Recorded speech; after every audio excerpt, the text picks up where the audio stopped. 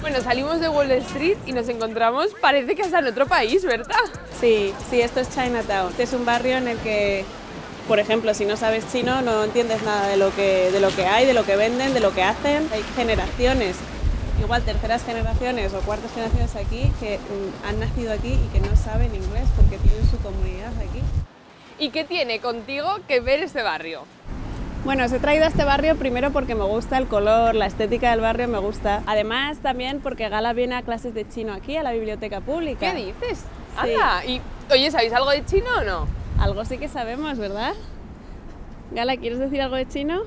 ¿Dao? ¿Dao? Bueno, ahora no quiere, normal. El sistema de bibliotecas aquí es muy interesante porque hay muchas bibliotecas en todos los barrios, pero están adaptadas a cada uno de los barrios. Entonces, en este barrio, por ejemplo, pues la gente de la biblioteca habla chino, está todo en chino y bueno, las clases que dan a los niños pues son de chino, ¿no? En esta zona se puede encontrar de todo. Otra cosa es que lo entiendas, porque aquí, por ejemplo, tenemos que es una farmacia. Ahora, lo que están anunciando en la farmacia, yo no tengo ni idea de lo que es.